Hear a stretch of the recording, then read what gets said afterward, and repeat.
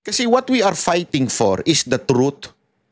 Ang pinaglalaban nating katotohanan and injustice in our country. Kung hahaluan natin ng chismis at propaganda na ginagawa ng mga pinklawan, na ginagawa ng NPA, anong pinagkaiba natin? Same tayo. Diba? Magiging pareho lang tayo nila. Anak ng puta, kaya tayo nakikipaglaban dito para nga baguhin yun. Tapos ganyan naman din palang gagawin natin. So dapat doon tayo. Kaya nakakatuwa, etong nangyari sa mga press briefing ni Cheese, kasi naglalabasan ng chismis dito. Anong chismis?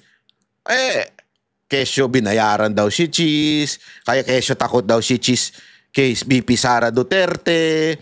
Yung mga ganyang eksena, sa totoo lang, ang ganda ng paliwanag ni Cheese Escudero dito. Pakinggan ninyo ha. Narito ang Balitang Pinoy TV.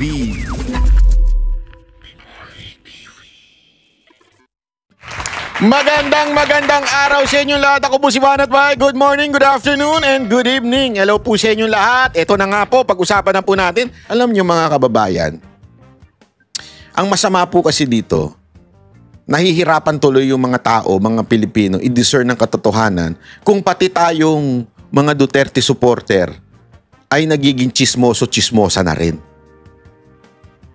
Real talk tayo. Kaya dapat, mga kababayan, stick tayo dun sa katotohanan. Kasi what we are fighting for is the truth.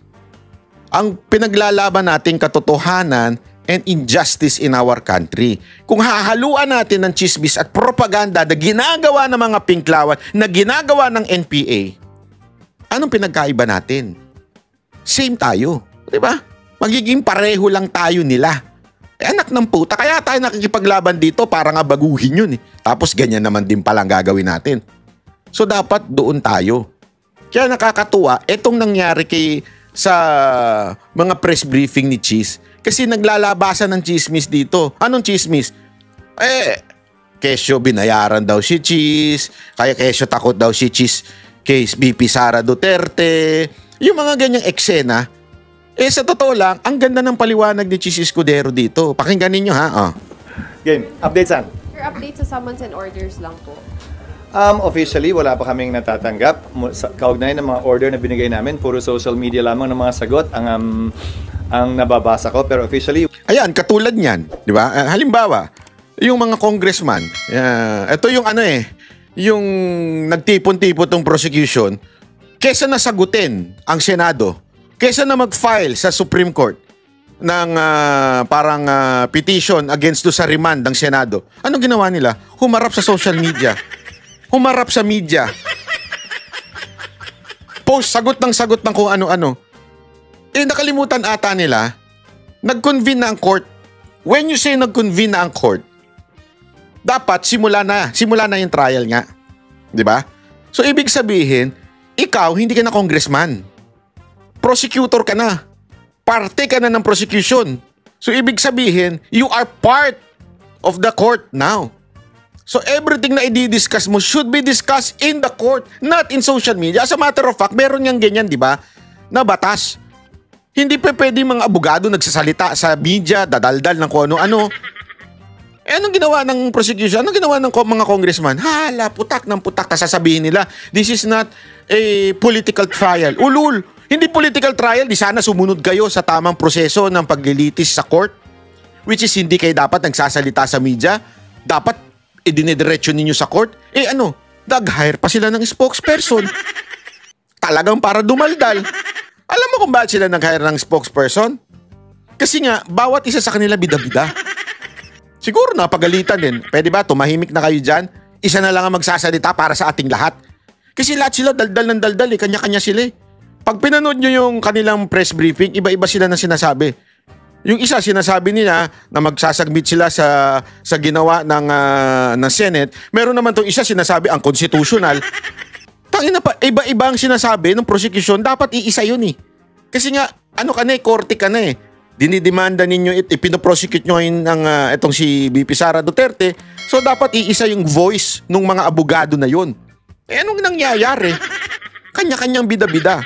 Ayan, kaya sila siguro kumuha ng spokesperson. Baka tama na yung daldal natin, tama na yung bida-bida natin. Anyway, tapos na yung election eh. So isa na lang magsasalita yan, kaya tuloy nag-hire Wala sila. pang natatanggap ang korte. Mula sa Kamara o mula man kay Vice President Sara. Sir, kailangan bang i-publish pa? May sinabi kasi si Spokes Tonggol kanina. Kailangan i-publish pa nila yung certification or pwedeng i-send lang nila sa inyo tas okay na yun? Oo nga pala, ako good mood ako ngayon. Hindi ko na sabihin tulad ng sinabi ko. Lahat ng komunikasyon ngayon sa pagitan ng prosecution at ng nasasakdal ay sa pamamagitan na ng pleadings. So kailangan isumite nila yan sa korte sa pamamagitan ng pleading. Yon ay dokumentong legal yon na naayon sa rules of court. So kung resolution man yon ng Kamara, kailangan nilang i-attach yon sa isang pleading na ang tawag ay compliance kaugnay sa order ng impeachment court. Yes. Expect yung compliance. So, kailan dapat yung compliance ng HREF? Kasi yung sa number 2 dun sa order, hindi pa nila po yung makakomply. Totoo naman yun at parang hindi naman namin alam yun. Kaya nga nakalagay doon, di ba? Compliance kaugnay sa pagsunod sa 1-year ban, yan ay kailangan isumite ng 19th Congress. At compliance kaugnay sa desidido pa ba silang ituloy ito sa panibagong Kongreso dahil hindi nga pwedeng i-bind ng 19th Congress, 19th House, ang 20th House. So yun, dapat ibigay naman ng 20th Congress. Klaro at maliwanag yun. Pero dun sa order, sir, walang nakalagay na timeline. Nakalagay 20th Congress. I mean, sir, yung sa order number 1, so dapat may sagot, may compliance sila doon sa number 1 doon sa order. Pwede nilang paghiwalayan na isumite yun, pwede rin nilang sabay isumite yun sa kasabay na ng 20th Congress. SP yung attestation, yung attestation hanggang June 30 lang? Alin? Yung attestation hanggang June 30 kasi 19 Congress? Hindi. Ang sasagot ng compliance sa 1-year ban ay 19th Congress. Siyempre, sila gumawa niyan eh. Kaya nga sir, Hanggang June 30 lamang nila pwedeng i-file yon dahil wala silang authority na i-file na yon pagkatapos ng June 30. Pero wala naman deadline, so kung hindi man nila i-file yon, pwedeng i-file yung attestation na yon sa 20th Congress. Wala naman deadline yun eh. Pero paano ko pa SP yung 19th ang dapat sumagot ng atin? Sana. Pero paano ko yung 20th Congress magbago ng isip at sabihin yung pinasang resolusyon ng 19th na compliance sa 1-year ban ay hindi pala compliant? So, may posibilidad na 20th Congress din ang sumagot doon kung ninanais nila. Ayokong pangunahan yung 20th House of Representatives. So walang problema SP kung hindi umabot hanggang June 30 yung attestation? Wala, dahil wala rin namang mangyayari dahil aantayin din nga natin yung masagot yung summons at pagdating ng panahong yun na makapagsumite ng reply ang prosecutors ay 2 araw na lamang naiiwan bago mag-lapse yung authority ng prosecutors sa June 30. Sabi ni Congressman Arnan Panaligan, one of the congressman prosecutors, malabo daw yung order kaya hihingi sila ng clarification. Okay lang pero hindi siya pwede magsalita sa ngalan ng lahat hanggat wala kami natatanggap na pleading. Ulitin ko, alam kong political process ito pero hindi na ito madadala sa mga interview, press release at saka social media post. Kung ano man ang ninanais ng Kamara, dapat sila magsalita in one voice, in unison, sa pamamagitan ng isang pleading na isasubmit sa impeachment court. Hindi pwedeng pa isa-isa silang sasagot at magpapa-interview na lamang at yun yung sasagutin namin pa isa-isa din. We will only answer, if at all, any formal communication submitted through a pleading by the House Prosecution Panel representing the House of Representatives.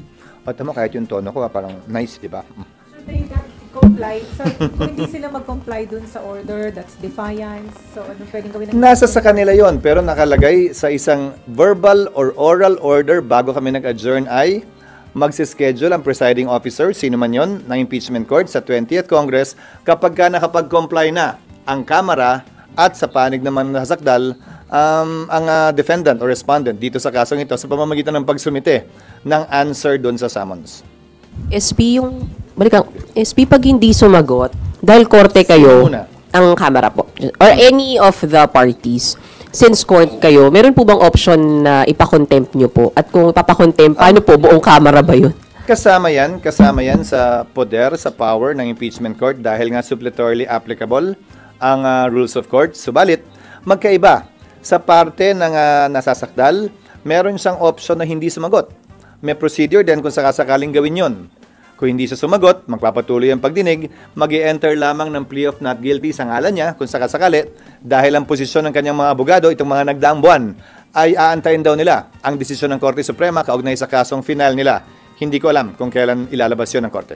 What about yung House SP Sa ko? panig ng Kamara, desisyon niya ng impeachment court pagdating ng 20th Congress, kung may ipapataw na parusa, pero definitely, pagpapaliwanagin muna sila kung bakit hindi sila nagsumite ng kanilang compliance. At saka, Ang weird no? akala ko ba interesado silang gawin ito? So, Kaya nga ang weird niyan fourth bid pa sila. Hindi, yan ang diniin nila lalo na yung mga pinklawan. Fourth bid, ganun sila ng ganun.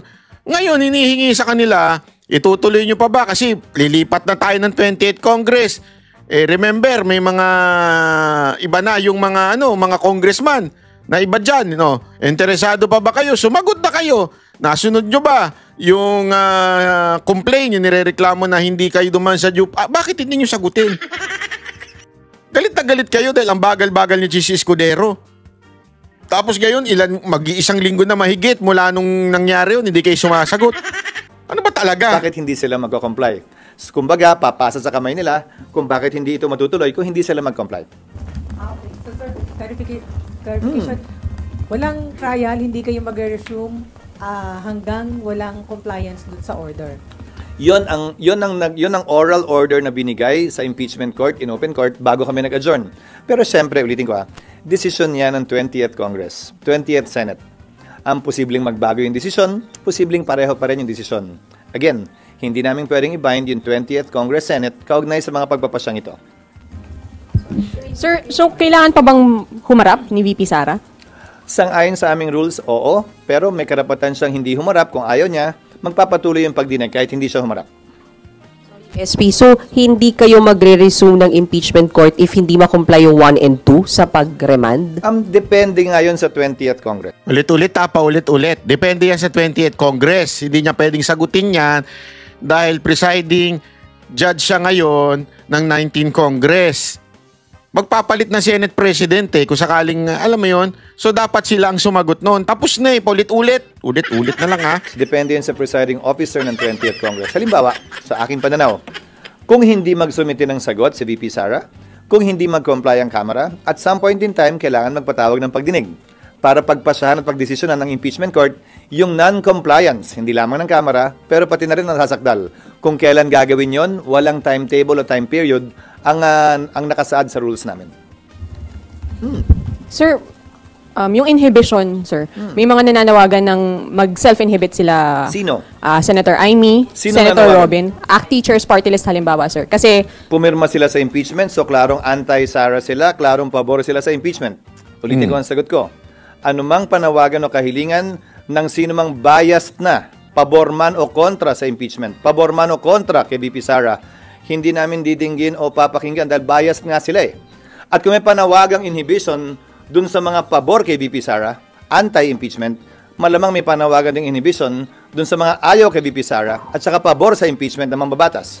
But generally, ang pag-recuse, ang pag-inhibit is voluntary on the part of the impeachment court judge. Nakita na nating nangyari yan sa ibang impeachment na kaso. Kung maalala ninyo, ang defense panel hiniling na mag-inhibit si Senator Judge Drilon nung impeachment ni Chief Justice Corona. Ang desisyon ng impeachment court doon ay hindi yan pwedeng pagbotohan, ni hindi tinake up sa impeachment court dahil voluntary decision yan ng isang impeachment court judge. Ngayon, defense panel ang humiling nun dahil duda sila sa sinasabi daw nung panahon yon. Masyadong anti-corona daw yung posisyon ng Senator Judge. Para sa akin, yan din ang i-apply naming president at hindi lang rules kaugnay sa inhibition. It is voluntary on the part of the impeachment court judge at hindi yan pwedeng ipilit sa sino man. Pabor man kay VP Sara o kontra man kay VP Sara. Pabor man sa impeachment o kontra man sa impeachment. Unti-unti nyo naman ang nakikita yung mga nagsasalita, hindi ba? Kung kaninong panig sila nakabilang, klaro na anti-Sara, for impeachment sila. Klaro din yung iba na for Sara at anti-impeachment sila. Ang boto na kailangan ay based dun sa number of seats or based sa 24. So kung marami mag-inhibit kung sakali, ma-apektuhan yung... Hindi mangyayari yun sa pananaw ko. Hypothetical na naman yan. Nakasaad sa rules at ayon din sa ruling ng chair ng impeachment ni Chief Justice Corona na magsisilbing president. Pwede lamang matanggal sa bilang ang sinumang senator judge kapag tinanggal sila bilang senador sa ilalim ng ethics at disciplinary procedure ng Senado. Hindi Kasi ang issue dito yung pinapa-inhibit yung mga judges, halimbawa, tulad ni Senator Robin at saka nila Bato, tsaka ni Amy, pinapa-inhibit sila dahil nga daw bias kay VP Sara Duterte, definitely anti-impeachment. That is so unfair. Kasi, paano naman yung iba? Diba? Yan sinasabi nila, dahil nga in-endorse ni VP Sara Duterte, especially yung Duterte, yung may mga papasok pa, katulad ni Marcoleta, sandali. Paano naman yung in-endorse ni ngayon? Putak ng putak si Soto. Diba? Na tipong mali ang ginagawa ng Senado. Would you consider that na dapat mag-inhibit din siya? Kaya nga, there is no specific rule o law na dapat mag-inhibit. Meron kasing isa ako narinig na comment. Ay, si pangalan nito. Laging sablay na ini-interview ng TV5. Yung abogado nila doon. Yung in-house abogado nila na sablay. Pangalan nun, nakalimutan ko na yung pangalan nung walang yun. Sinabi niya, kasi daw sa court, nag-i-inhibit ang judge. Kunwari, merong nakitang bias, which is, mag-i-inhibit lang ang judge pag siya mismo nagdesisyon mag-inhibit. Nagigets nyo? You know why? Sabi ko nga sa inyo, dahil nga sa dami ng nadadanasan kong hearing patungkol sa mga ganyan, meron kami mga pina-inhibit na judge dahil nakitaan namin ng koneksyon doon sa nag-aakusa. Pero again, it is sa kanilang sa kanilang kagustuhan o kanilang will. Hindi mo pwedeng i-insist na mag-inhibit yung particular na judge na yon. Okay? Ngayon, paano mangyayari kung sakaling talaga makitaan ng bias? You can run sa CA or the Supreme Court. Di ba? Pwede yun. But still, on this particular case, this is not an ordinary court wherein walang above court dito sa Senate impeachment court. Kaya nga, the law says they are the sole authority. When you say sole authority, walang kasama. Ibig sabihin, exclusive authority ang nasa Senate.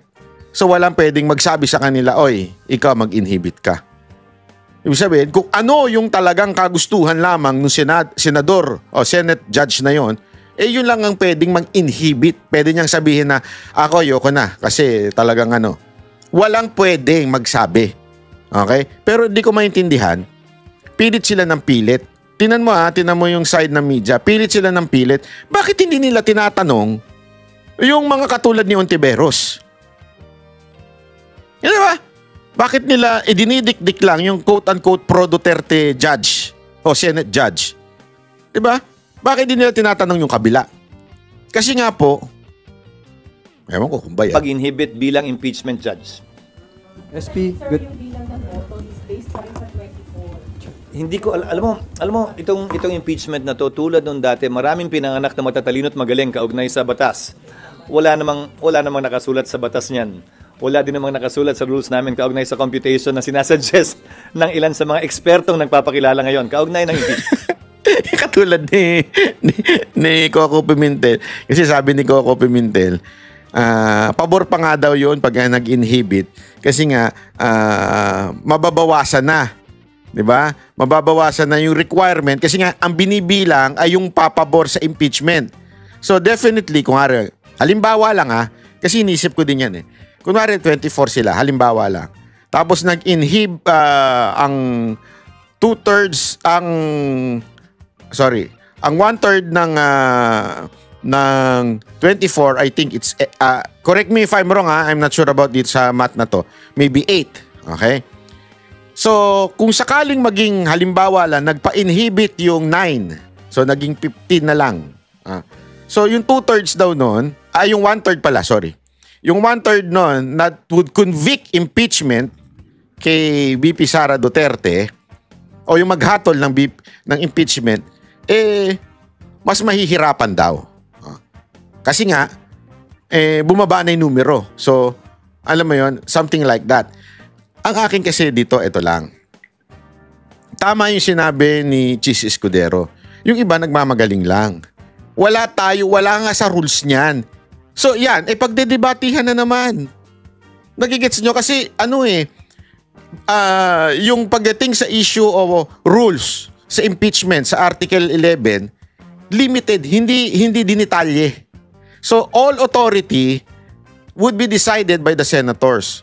So kung all authority madi-decide ng senators, every time magkakaroon ng utos ang Senate o motions ang mga judges, bobotohan na naman. Yan yung sinasabi ni Chis Escudero. Yung mga nagsasalita ngayon dyan, mga nagmamagaling lang. Kasi hindi pa pwede dahil wala naman po sa rules. Huwag niyong i-assume yung gusto ninyong opinion dahil wala naman po yun sa rules. Hindi pa pwedeng magpatupad ka ng isang batas dahil lang opinion mo yan, batas na yan Dapat ganito. Hindi pa pwede. Wala nga sa rules So gagawa ka pa ngayon ng rules. Di ba? SP, good afternoon. Ano? 24, halimbawa may mag-inhibit, pero 24 pa rin yung... Walang nakalagay sa rules. Wala ring basihan na sabihing mas mababa sa bilang na yon.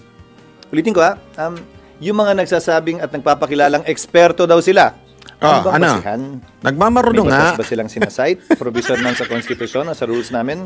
O may pinangahawakan ba silang desisyon ng Korte Suprema? Sa dami ng magaling at nagmamagaling kaugnay sa batas ngayon, isa lamang naman talagang masusunod, ang Korte Suprema. Kung wala pang sinasabi ang Korte Suprema, malayang pwede mag-isip sino man kung ito ba'y tama o mali. Pero once nagpasa ang Korte Suprema, yon ang dapat nating lahat sundan. SP, good Yes. afternoon. Sabi ni dating Supreme Court Senior Associate Justice Antonio Carpio, yung ginawa ng impeachment court noong June 10 ay hindi unconstitutional but irregular. Sabi niya na yung ginawa daw ay pagpapakita ng pagpanig ng mga senador kay VP Sara dahil hindi dapat gawain ng isang impeachment court na mag-motion or hilingin ang Kamara na sertipikahan dahil dapat manggaling yon sa kampo ng Vice President na siyang magki-question kung ito ay may paglabag doon sa 1-year ban ng Constitution. Ano po masasabi? Ginagalang ko ang opinion niya pero hindi ako sang-ayon. Walang limitasyon ang impeachment court. Kaugnay ng pwede o hindi namin pwedeng pagpasyahan. Nakalagay nga sa saligang batas, di ba? Sole power to try and decide. Sa aming rules o sa rules man ng rules of court, walang nakasaad doon na bawal ka gumawa ng ganito o ganyan o ganoong motion. Lahat ng motion pwedeng gawin at pagbobotohan ng impeachment court. Walang limitasyon yon. May mababasa ba siya at may matuturo ba siya na bawal itong motion sa impeachment court? Bawal itong hilingin ng sino mang impeachment court judge? Wala naman. At ulitin ko, bagaman siya'y dating miyembro ng Korte Suprema, hindi siya isa sa magpapasya kung tama nga ba mali ang ginawa ng impeachment court. At hanggang sa ngayon yata, wala pa naman yata nagsasampa ng kaso sa Korte Suprema para questionin yan. Ang proseso ay ito. Kung may ginawa ang Senado o ang Kamaraman na hindi naaayon sa konstitusyon sa pananaw mo, sa pananaw ni Justice Carpio, ni naman, malaya silang pwede mag-question sa... Ito na nga mga kabalita. Ano na ang masasabi nyo patungkol sa balitang ito? Please comment down below mga kabalita. Pag-usapan natin yan sa comment section. At kung di ka pa nakasubscribe sa ating channel, baka naman